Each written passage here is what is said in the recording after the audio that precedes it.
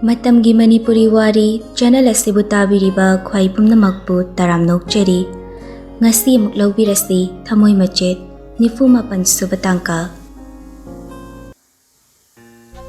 Thamoi tanik launa lainaramba pumba haraubagi minokna yumdu pungnin nillari Nupina yum palaba matungda mamitta macha uba phangdrabadi nupidugi chanafam leitabagumna tawri aikhoigi samasida Aduna maram oiraga mama mapa mabungsingna wazabasu machaningolgini Amatta yauzabi machalna matam sangna angang yaudana leibada mayamdu leitafam khangdana leinarambani adubu ngasidi thamoida wanaramba pumba loina kokre Mayamdu chagising chaba loiretuna mayai ka oiriba TV kagi sofada koina famduna harauna wari tawri Sanathoiga Elizabeth kadi yaude thabak mafamda leikibana Sanahalna Nungaire Isase leitafam khangdana leirambani adubu ngasidi ni hektare Premila Aduni mamang thakta bera leikibaduga angang yauraroidra haina pakhatlurabani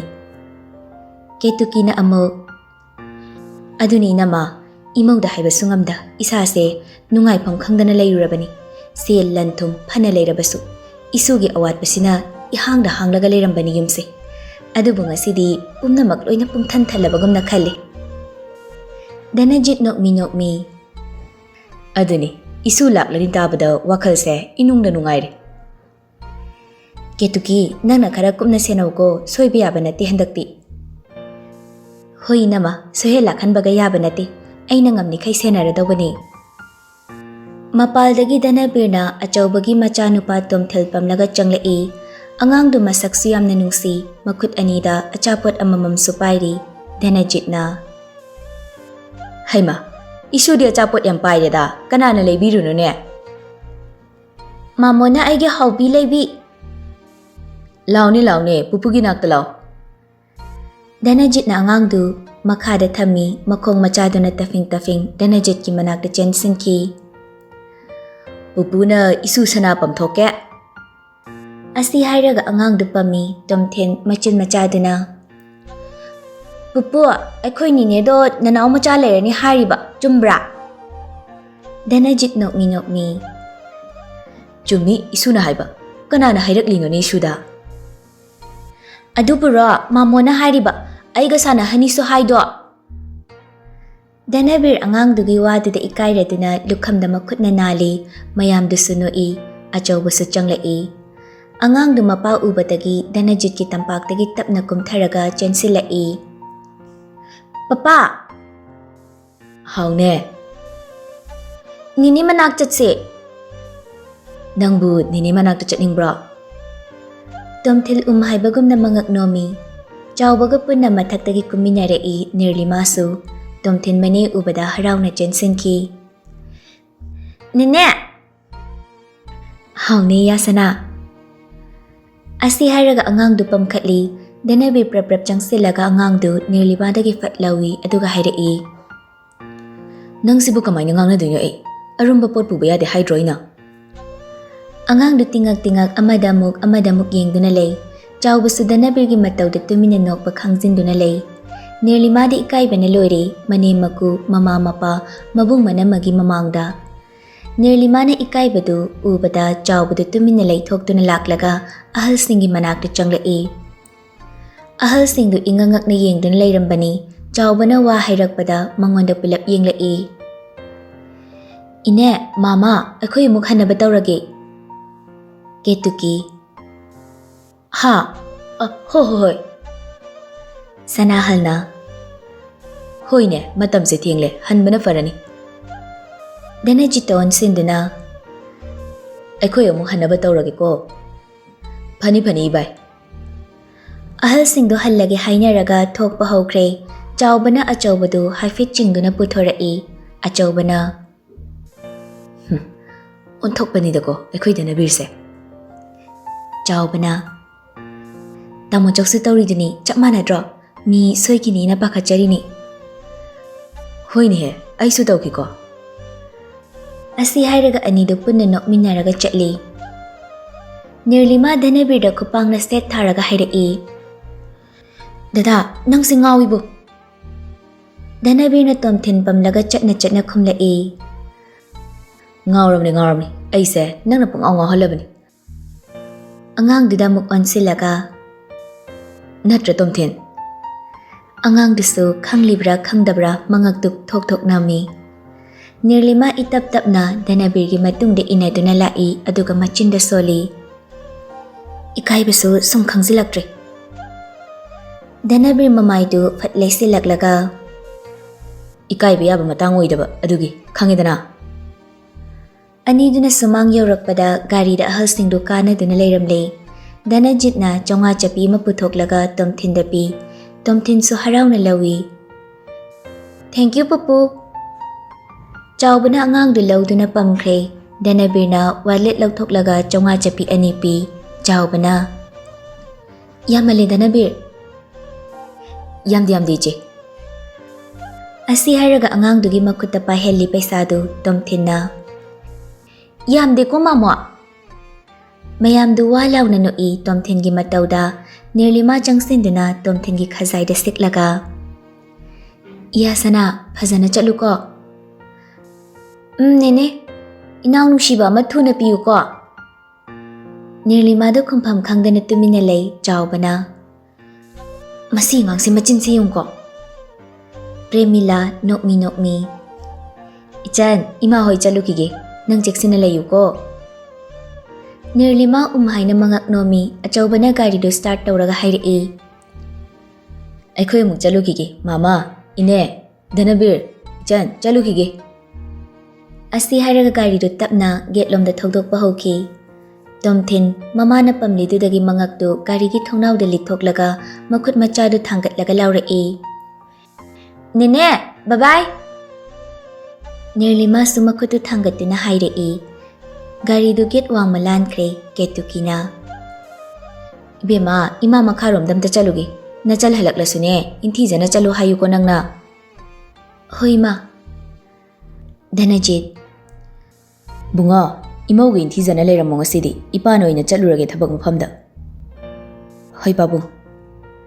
Thoibaga loina na Dhanajit su gari da kakre aduga naubana gari do thawraga thokre. Security do na get tulon sinhauri. Nirlimaga Dhanabirga su imunglom da tapli changminarakle. Staircase manak yorakpada Dhanabir na Nirlimabu fatpam katlaga tapli kaba haurai. Khangaw da na tawrakpa oibaduda Nirlima di ikhang khangkre aduna hayrai. Dada, makada thamo haibane. Makutu na nupado ki thabak da tharai. Naime, tawnu menamgo, kaino ni masibo. Thamo haibane. Yarohe, kaino ni sibo. Asi haina makhong du yang na thang du na mathakta karakle. Room ki thongjul maya da tap na thammi aduga sor mapi mo handoi. Mana kai mathau leitana pampiraga waram na ni na huziktia. Asi hairaga room manung da changki. Kaya da na yungni masi. Aigi thongak ne. Asi hairaga masu matung inaduna room manung da changlai. Nirlima di sofa da famlaga TV du thaduna leirami. Masu changsinduna sofa da fam tharai aduga TV di yenglakpani. Tom and Jerry oiraga leirambada mamit aray kay lauthoklaga Nirlima di yenglai. Nirlima su Dhanabir da yenglakpaga mapacha na duna karino haibugum na ingit tawrai. Dhanabir na. Kais tawdi. Asi haraga tik noi. Nirlima isaw na. Dada. How ne? Kaygino noklido. Nokti. Asi haraga amuk su tik noi. Noklidudi. Dhanabir nokpadu fazilaga. Jerry se nang yaman ba. Nirlima TV gi remote to Dhanabir da lang silai aduga hayrai. Ay bu Jerry mali kaina dada na to mali khangaba. Asi hayram laga sauna bedroom room da changki. Nupi dugi mataw da Dhanabir nokpa phazin bangam laktre aduna makol thokna noklai. Nirlima magak tu fat amuk lithorak laga sauna laurai. Fattabo hingchabo ay bu Jerry mali kaina nungai ni nang. Asi hayram laga changki. Dhanabir nokpadu chap lep laga machinda soli. Sigi mut swing ko taw sidi nungai ne. Sida themaudradi bera kaba soidrei. Asi haina haugatlaga nokmi changlai. Somdana Christy do halaktuna phamungda famlaga phone da kana launari. Kaino habne da mes wathi am torkanu tambalo am daisda. Loidradi adro aigi nakta leraga loisalo haise kyam kairage ba. Yam ngai ba ngamdrabo nang ha yare atopa thigro kaino khangdi mi.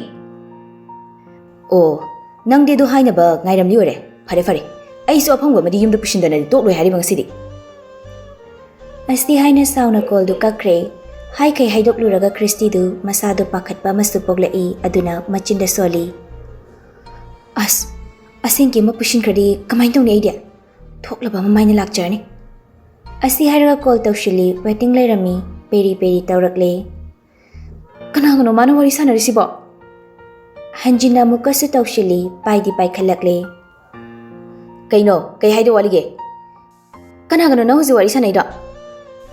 Kaigino na adu hangidubo aina sanangba mi da sanani nang adu tv id Dames kanagano haibane Ramesh kapli tawrakpaduda nungdi nungaitre adubu adumak hairei nang tholoke haibro tholo haibro singla hairo ai ngasi gi numita nupi chenda nei tokloi chahi ama kakta ngaire sida ngaiba singamaroi hairo nang amarai Dames kaino nang amaroi hairi thamo ai di haikibo wanga kani Christy pakhatpa masi yaure masadu aduna hairei Koidadana phuradi ai leisidi kaigi fudoino ngonda thokta tholo Hoi ado lao ai kuina lebe yaroi ima hoi leitringai tholaktoini dada su thabak chatkibani Ramesh not me ngasaina do haibo gedauge ai noi thangal dagi kitang chathoklagale lao yare Hoi Asi haraga call du kakle duga mabungi room da changlai Nirlima tumlamba ubada hawdoklamdre tumina tholaktuna magi hostel chatpada punaba bektul puthoklaga thoklai Sumang yaurakpada kana suleramde prap laklaga gate to hangnaba tawi security na tungdagi Thoi kaidno Christy de khangkhangi mamai fatlei thoklaga hairei Thabak ne Asi hairam laga thokre Karino ne sina masase papa kalisina Asi hairaga gate dagi thoklaklaga masi yengi gari amada kakibadu urai kanano kaino haibadi khangaudre Christy ne he kakibaga gari du yangna thauduna chatkre Ketuki halaktuna mathakta karai mamabu kaudana Bema Haima ta drazalo sibo Asi hairaga mamaugi room du da changlai Nearly masu bedroom dagi thoklakpaga mapa chanare Ketukina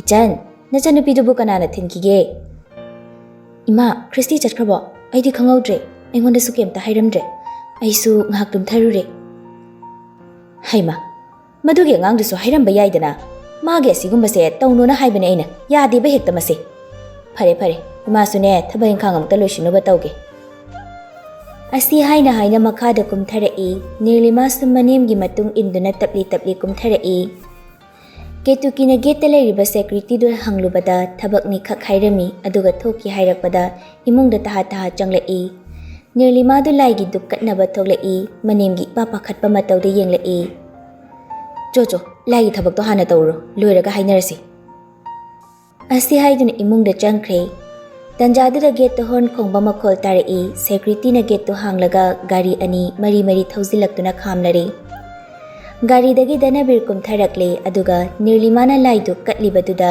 nokmi ngahak yenglamlaga imungda changkhre Nirlimana laidu katpaloiraga thoklakpada manem du kanaganu khangde wari saduna leirami Ima Ketuki phone du thamlaga mamawda onsilai Ichan Nachal do hostel da slak te haire ine kamdong ni tawri side bungo halakrabo Nirlima masadu pakhatchai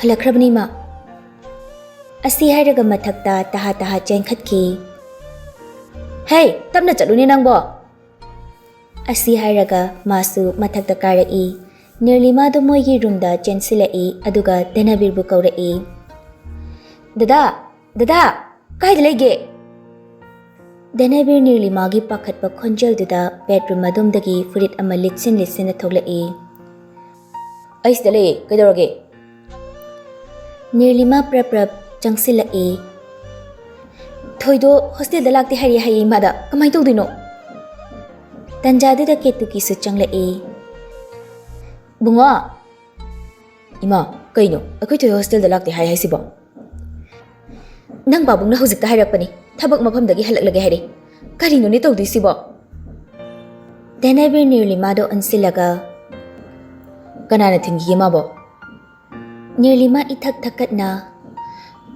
ꯑꯩꯉꯣꯟꯗꯁꯨ ꯍꯥꯏꯔꯝꯗꯤꯌꯦ security ꯅꯨꯄꯥ ꯃꯆꯥꯗꯨꯗ ꯍꯪꯕꯅꯤ ꯊꯕꯛꯅꯤ ꯈꯛ ꯍꯥꯏꯔꯝꯃꯤ ꯍꯥꯏꯅꯦ ꯑꯗꯨꯒ ꯒꯥꯔꯤ ꯑꯃꯗ ꯀꯥꯔꯒ ꯆꯠꯈꯤ ꯍꯥꯏꯅ ꯇꯝꯃꯦ ꯀꯅꯥꯅꯣ ꯀꯩꯅꯣ ꯀꯩꯝꯇ ꯈꯪꯍꯧꯗ꯭ꯔꯦ ꯍꯥꯏꯕ꯭ꯔꯣ ꯑꯗꯨꯁꯨ ꯈꯪꯍꯧꯗ꯭ꯔꯦ ꯍꯥꯏꯅꯦ ꯇꯟꯖꯥꯗꯨꯗ ꯅꯤꯔꯂꯤꯃꯥꯒꯤ ꯐꯣꯟꯒꯤ ꯔꯤꯡ ꯈꯤꯡꯂꯛꯄꯒꯤ ꯃꯈꯣꯜ ꯇꯥꯕꯗ ꯅꯤꯔꯂꯤꯃꯥꯗꯨ ꯇꯍꯥ ꯇꯍꯥ ꯕꯦꯗꯔꯨꯝ ꯑꯗꯣꯝꯗ ꯆꯪꯈꯤ ꯙꯅꯕꯤꯔꯅ ꯋꯥꯈꯜ ꯑꯁꯤ ꯌꯥꯝ ꯇꯥꯗꯕꯁꯤꯕꯨ ꯀꯩꯅꯣ ꯃꯁꯤ ꯉꯥꯡꯁꯤꯕꯣ ꯐꯅꯁꯨ ꯌꯥꯝ ꯍꯥꯏꯕꯅꯦ ꯑꯩꯅ ꯆꯦꯛꯁꯤꯟꯅꯕꯅ ꯉꯥꯡꯕ ꯃꯤꯇꯥ ꯇꯥꯗꯦꯕ ꯃꯁꯥꯁꯦ ꯏꯊꯛ ꯏꯔꯥꯡꯗ ꯏꯇꯥꯎ ꯇꯥꯎꯋꯦꯕ ꯍꯟꯗꯛꯁꯦ ꯀꯦꯇꯨꯀꯤꯅ ꯆꯦꯟꯕ ꯆꯣꯡꯕ ꯑꯣꯏꯔꯝꯂꯕꯗꯤ ꯐꯩꯗꯣ ꯑꯗꯨ ꯅꯠꯇꯗꯅ ꯏꯃꯥꯗꯤ ꯏꯁꯥꯁꯦ ꯂꯩꯕ ꯌꯥꯗ꯭ꯔꯦꯅꯦ ꯅꯪꯕꯣ ꯀꯅꯥꯗꯨꯅ ꯄꯥꯎ ꯈꯔ ꯂꯧꯅꯧꯅꯦ ꯍꯣꯏ ꯏꯃꯥ ꯃꯃꯥꯏꯗꯨ ꯂꯩꯊꯣꯛꯂꯒ ꯈꯣꯡꯊꯥꯡ ꯑꯃꯅꯤꯗ ꯊꯥꯡꯕꯗ ꯉꯥꯏꯔꯤ ꯅꯤꯔꯂꯤꯃꯥ ꯂꯥꯛꯂꯤꯕ ꯀꯣꯜꯗꯨ ꯎꯕꯗ ꯇꯍꯥ ꯇꯍꯥ ꯄꯥꯏꯈꯠꯇꯨꯅ ꯍꯪꯉꯤ ꯊꯣꯏ ꯅꯪ ꯀꯥꯏꯗ ꯂꯩꯔꯤꯅꯣ ꯍꯣꯁꯇꯦꯜꯗꯁꯨ ꯂꯥꯛꯇꯦ ꯍꯥꯏ ꯁꯣꯝꯗ ꯃꯌꯥꯝ ꯂꯣꯏ ꯄꯥꯈꯠꯅꯔꯦ